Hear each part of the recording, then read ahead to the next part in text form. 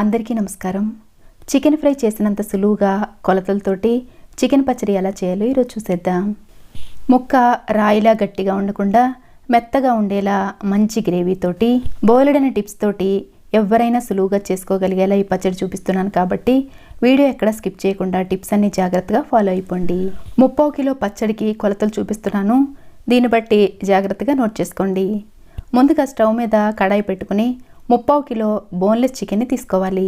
వీటిని మనకి కావలసిన సైజులో ముక్కలుగా కట్ చేసుకుని శుభ్రంగా కడిగి అస్సలు నీళ్ళేమీ లేకుండా జాలి గిన్నెలో వేసుకుని వడగట్టుకుని ఆ తర్వాత కడాయిలో వేసుకోవాలి.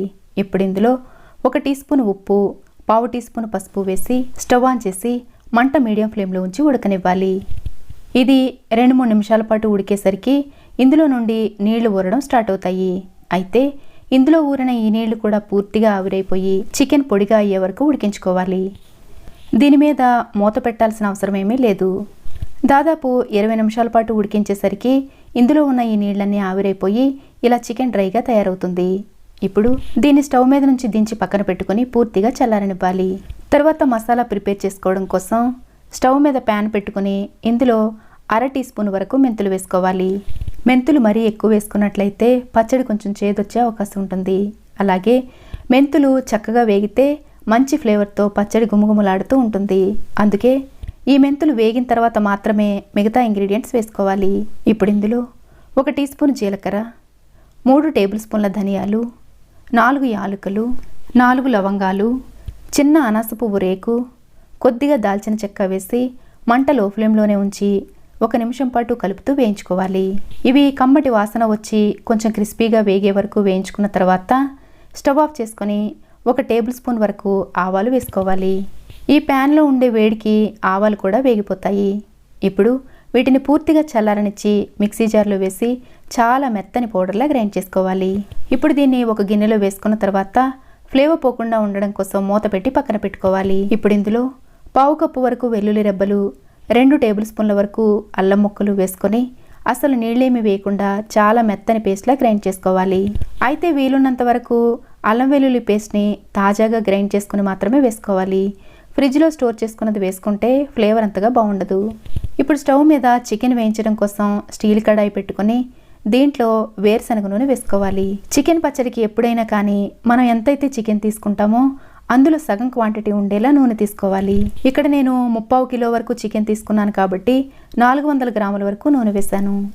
నూనె మరీ పొగలొచ్చే వరకు కాకుండా ఈ మాత్రం కాగిన తర్వాత మనం ఉడికించి పెట్టుకున్న చికెన్ని వేసుకోవాలి. చికెన్ వేసుకొని మంట మీడియం ఫ్లేమ్ నుండి లో ఫ్లేమ్లోకి అడ్జస్ట్ చేసుకుంటూ కంటిన్యూస్గా కలుపుతూ వేయించుకోవాలి. మనకి బయట దొరికే చికెన్ పచ్చళ్ళు ఎక్కువ రోజులు నిల్వ ఉండడం కోసం అని చెప్పి చికెన్ని చాలా ఎక్కువగా వేయించేస్తారు. అలా వేయించడం వల్ల చికెన్ చాలా గట్టిగా అయిపోయి తినడానికి నమలడానికి చాలా ఇబ్బందిగా ఉంటుంది. అందుకే ఇందులో అసలు పచ్చితనం లేకుండా మంచి గోల్డెన్ కలర్లోకి వచ్చే వరకు వేయించుకుంటే సరిపోతుంది.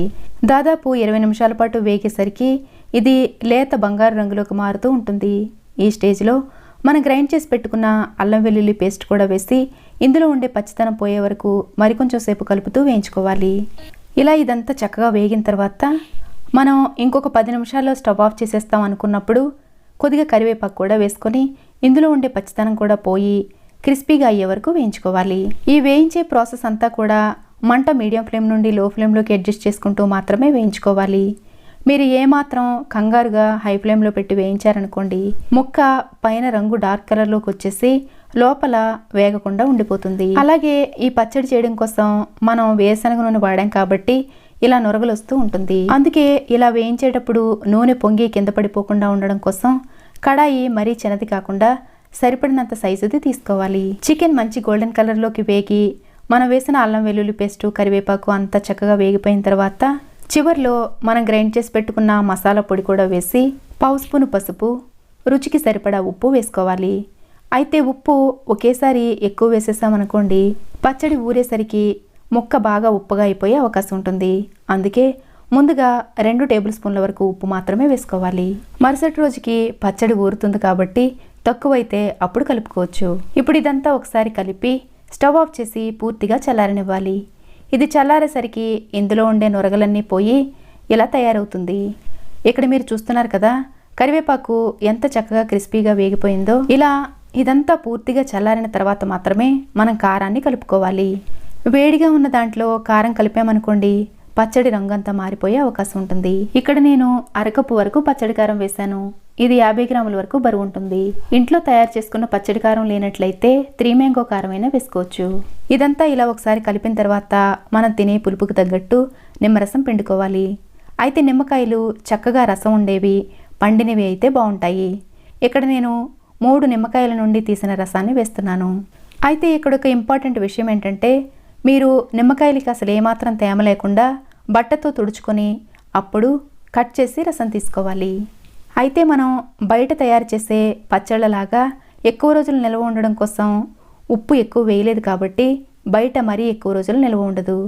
పచ్చడి ఎప్పుడూ తాజాగా ఉండాలి అంటే ఫ్రిడ్జ్లో స్టోర్ చేసుకోవడం మంచిది. అయితే ఈ పచ్చడిని 2 రోజుల పాటు బయటే ఉంచి 2 రోజుల తర్వాత చక్కగా ఊరిపోతుంది కాబట్టి మనకు కావలసినంత పచ్చడిని బయట పెట్టుకుని మిగతాది ఫ్రిడ్జ్లో స్టోర్ చేసుకుంటే నెల రోజుల పైనే నిల్వ ఉంటుంది. ఒకవేళ మీరు హాస్టల్లో ఉండే పిల్లలకు పంపించాలనుకున్నప్పుడు చికెన్ని ఇంకొంచెం ఎక్కువగా వేయించడంతో పాటు ఉప్పు కూడా కాస్త ఎక్కువ వేసుకొని నూనె కూడా ఇంకా ముక్క మునిగేలా వేసుకుంటే ఎక్కువ రోజులు నిల్వ ఉంటుంది. ఇక్కడ నేను చూపించిన కొలతలన్నీ ఫాలో అవుతూ ఇదే పద్ధతిలో చేసినట్లయితే పచ్చడి చాలా చాలా రుచిగా ఉంటుంది. ఇక్కడ ఇంకొక ఇంపార్టెంట్ విషయం ఏంటంటే, మీరు పచ్చడి తయారు చేయడం కోసం ఇనుప కడాయి కానీ అల్యూమినియం కడాయి కానీ వాడినట్లయితే ఇలా నిమ్మరసం ఇవన్నీ కలుపుకున్న తర్వాత పచ్చడిని గాజు గిన్నెలోకి కానీ స్టీల్ గిన్నెలోకి కానీ తిరిగేసుకొని ఊరనివ్వాలి. లేదంటే పచ్చడంతా పాడైపోయే అవకాశం ఉంటుంది. బోలెడని టిప్స్తో కొలతలతో చేసిన ఈ చికెన్ పచ్చడి మీకు కూడా నచ్చినట్లయితే లైక్ చేయడం మర్చిపోకండి. Thanks for watching.